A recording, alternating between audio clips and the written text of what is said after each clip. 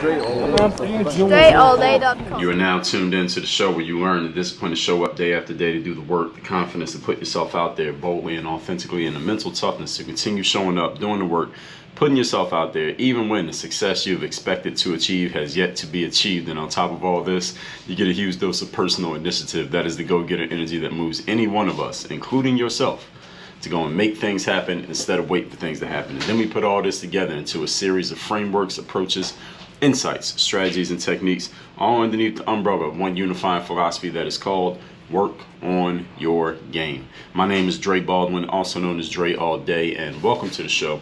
And today's topic is how to make yourself immune to criticism. Yes, there is a way to be immune to criticism, and I'm going to explain exactly what type of criticism I'm talking about. There's not criticism from anybody, okay? There's some criticism that you need to actually take, but I'm going to get into that in a minute. But before I do that, let me tell everybody, I have a daily motivation text message that I send out free of charge every single day to everyone who's in my text community. This message is guaranteed to keep you focused, sharp, and on point. And if you would like my professional opinion, you should be receiving this message every day. So here's what you do in order to get this message every day. Text me at my number, which is 305-384-6894. Send a text to that number right now.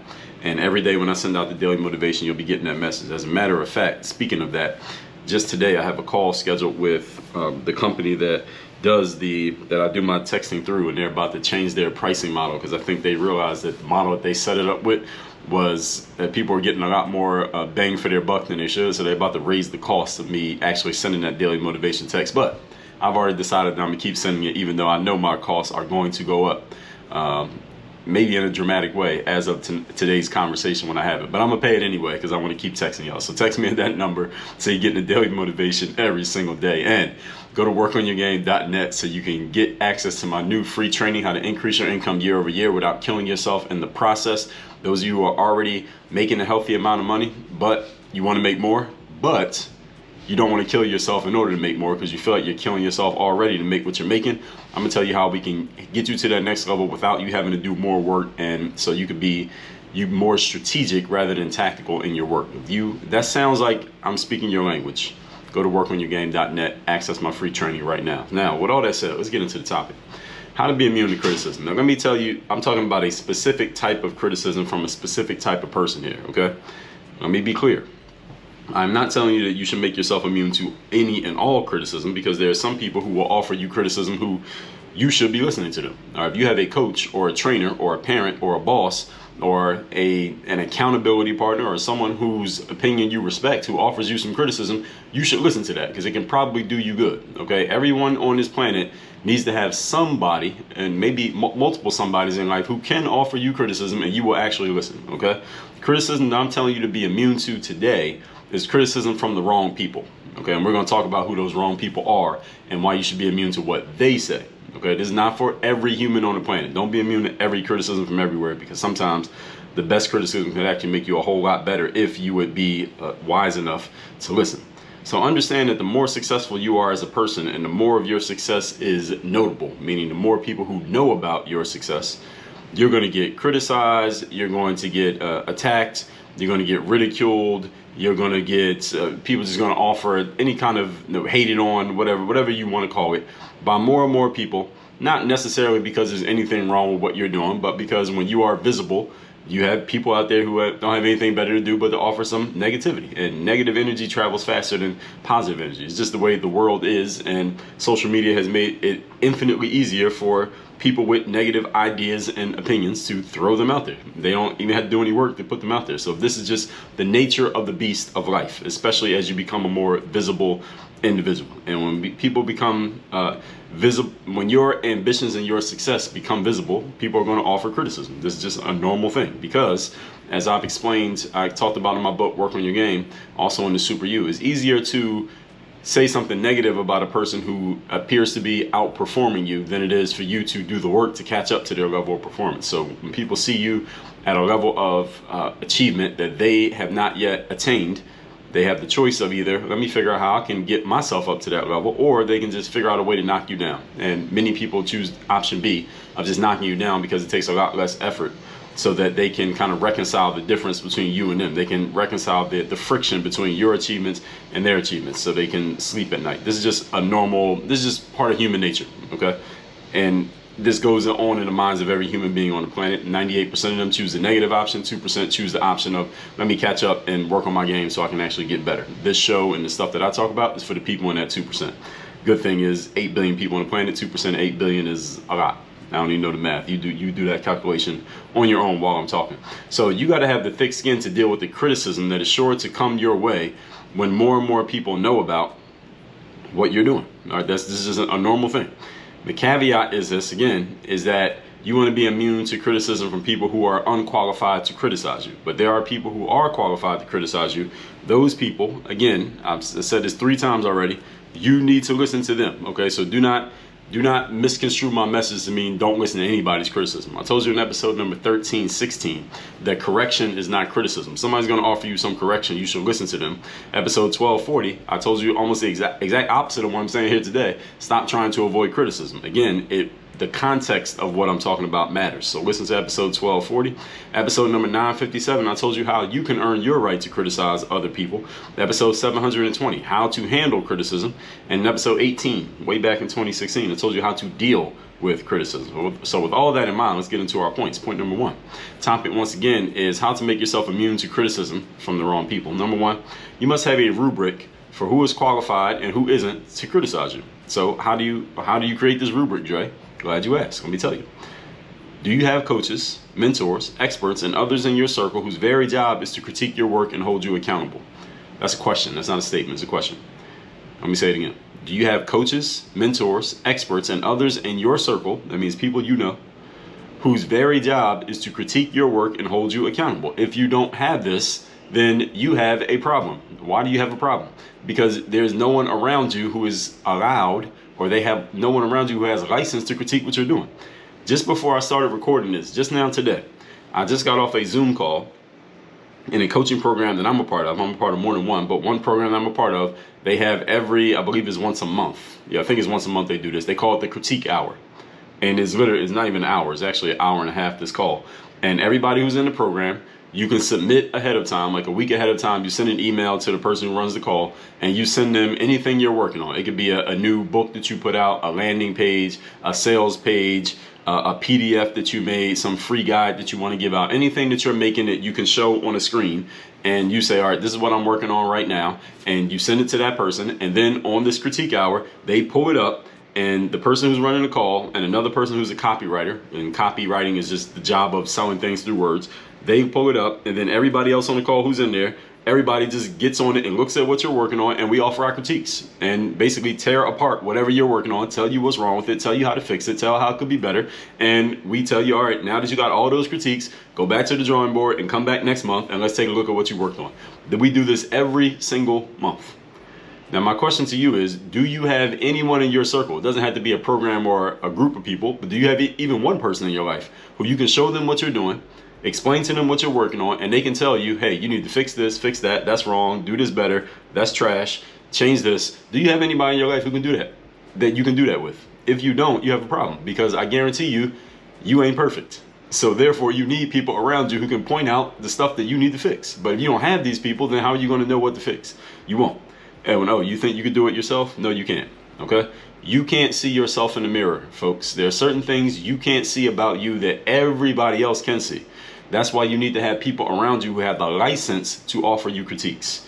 When you were a child, the people who had the license to offer a critique to you usually were your parents, right? They could tell you something about yourself, and hopefully, depending on how you were raised, you had to listen to them, and hopefully you listened and you did something with it. And I would guess in the long run, since you're here now, that most of what they offered you, maybe not everything, but most of what they offered you ended up being for the better. All right, can we agree to that? I mean, depending on how you were raised. I don't know. You tell me. But if you don't have these people around, you need to get some help, because no human being is above reproach, no matter how good you are. Nobody is so good that they cannot be coached. Nobody is so good that you cannot be criticized, critiqued, and told, hey, you need to fix this. Everybody needs this. LeBron James, Steph Curry, Taylor Swift, Beyonce, Tom Cruise, Scarlett Johansson. These people are all at the top or near the top of their games and what they do. And guess what they all have in common? They all have coaches. Isn't that interesting? These people who are great at what they do, I mean, world famous and make a whole lot of money for what they do, technically they could say, well, you know what, I don't want to hear from a coach. I don't want a coach. They could do that if they wanted to, but they all have coaches. Why is this? Even though they're the best at what they do, even though they're all highly paid, they're all well known for what they do, why do they have coaches and you don't?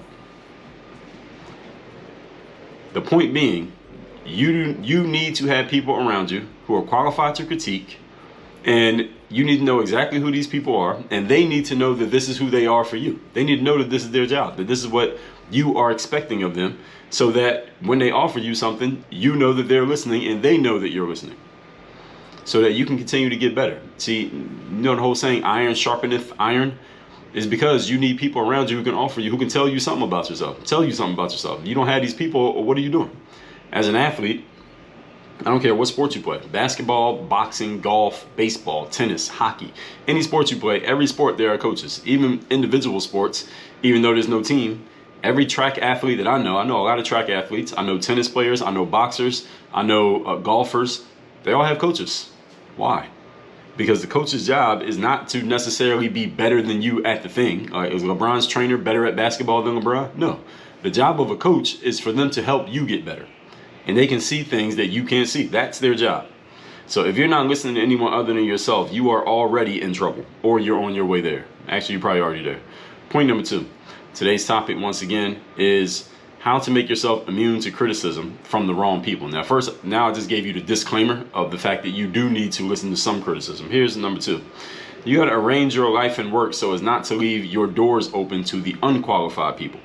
So there are people you should listen to, and there are people who you shouldn't listen to. Let's take somebody like LeBron James, for example.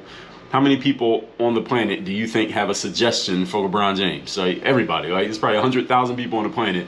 If somebody say, hey, LeBron wants a suggestion from you on how he can get better, I guarantee there's 100,000 people who got some 2 cents they want to offer to LeBron James. 2 cents times 100,000, how much is that? That's a significant amount of money, right? Maybe something like that. The whole point is, though, LeBron has to be smart enough to understand he has to arrange his life in such a way that these unqualified people don't have access to give him their 2 cents, because there'd be a whole lot of pennies if he had to collect all of that from all of those people.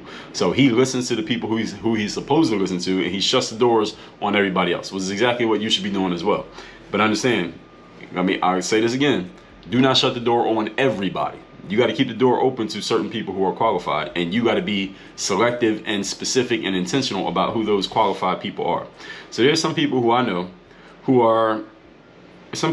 and know of who are big enough and in their space that they never, let's say for example, they never read the comments on anything that they post on the internet. They don't look at all the comments, and they don't look at the back and forth or anything that people are saying that has their name on it.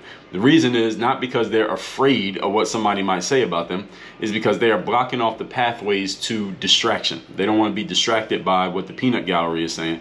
They do accept criticism, just not from a random fan. They accept it from their coaches, their trainers, and the trusted people in their circle.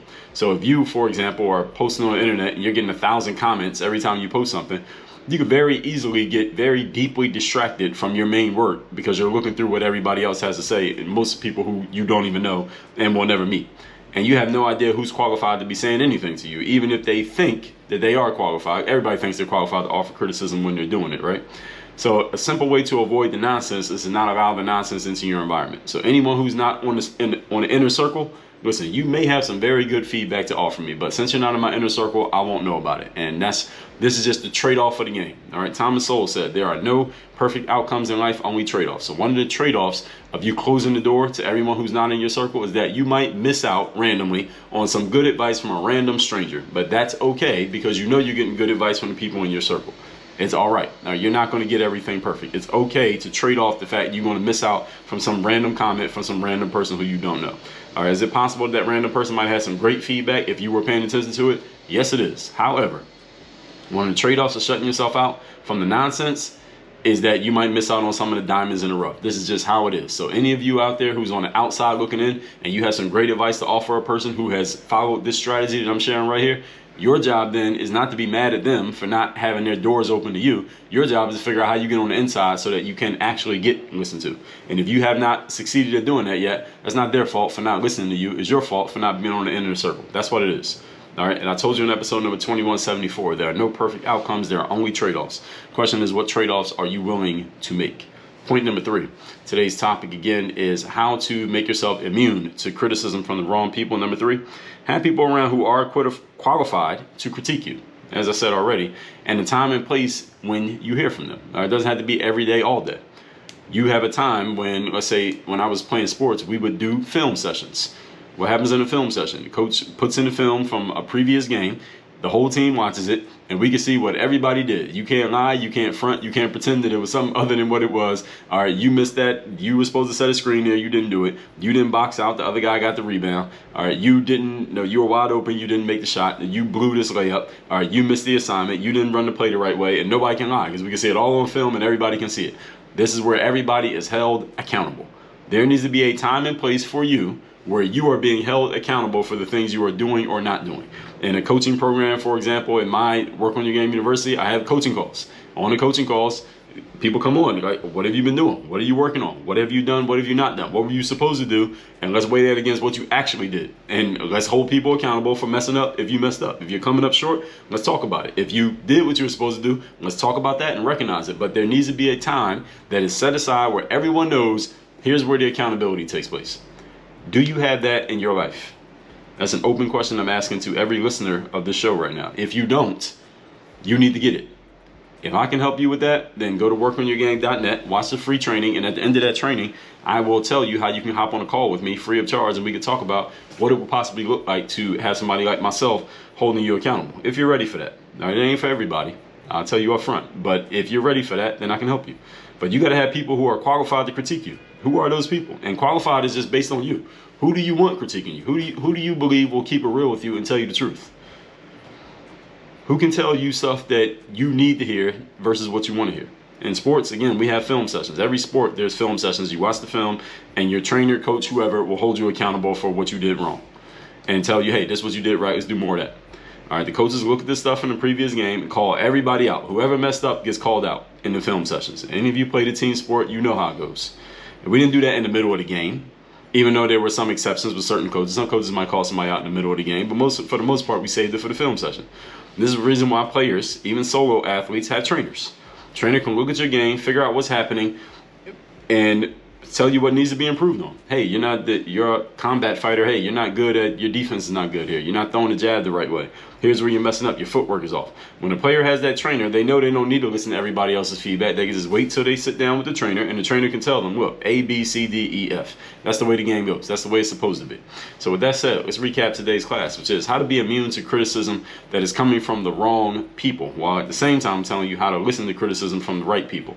Number 1, you must have a rubric for who is qualified and who isn't. This is simply you choosing who is in your inner circle, who are the people you are actually listening to and being coached by. And when you know who those people are, then it's easy for you to shut off everybody else. This is why the best performers in the world at everything you can name, they all have trainers, even though they're really, really good and highly paid for what they do. That's the reason why they're good, is because they have trainers and people holding them accountable consistently. Who's holding you accountable? If that answer is nobody, you are in trouble. Number 2, arrange your life and work so that you don't leave your doors open to the unqualified. This is why certain people who are very well known, they don't look at the comments and the captions and the at replies to everything that they post. Why? Because it's so much of it, they would get completely distracted from their main job. They paid attention to everything that the peanut gallery, which is everybody outside of the inner circle, had to say. So if you're getting 1,000 comments on every post, you don't need to read through all of those, because how many of those people do you really need to hear from if you have trusted people in your circle? Now, see, if you don't have any trusted people in your circle, then you may find yourself going down a rabbit hole of listening to people who you have no idea if they're qualified to give you advice or not. Now, this is a bad position to be in, is what it is, bad strategy. And point number 3, have people who are qualified to critique you in a time and place that both of you understand. This is when they get to tell you what you need to hear, not what you want to hear. In sports, we did this during film sessions. Everybody who messed up would get called out in the film session. You didn't box out, you missed that layup, you didn't grab the rebound. Everybody knew it was coming. So if you messed up in the game, you couldn't hide on a film session because the camera does not lie. The trainer can look at the games, as an even solo athlete, same thing. Figure out what's happening versus what they expected to happen, and then we make our adjustments. This is the way that it works, and this is the way it's supposed to work for everyone, no matter what profession you're in. This is why when people have coaching programs, there's a time everybody's gonna get on a call. All right, this is what you were supposed to do. Here's what you did do. Let's see where the conflict is, and let's figure it out. And everybody gets held accountable, and this is the way it's supposed to be. All right, high performers want to be held accountable, folks. Low performers try to avoid it. Which one are you? All that said, text me to get my daily motivation free of charge every day straight to your phone. My number is 305-384-6894. And go to workonyourgame.net. Watch my 45-minute training, how to increase your income without running yourself into the ground. At the end of that training, I will tell you how to schedule and get on a call with me so we can talk about what it would possibly look like for you to have me holding you accountable and working as your coach to take you to that next level. If you're ready for that. Work on your game. Dre all day.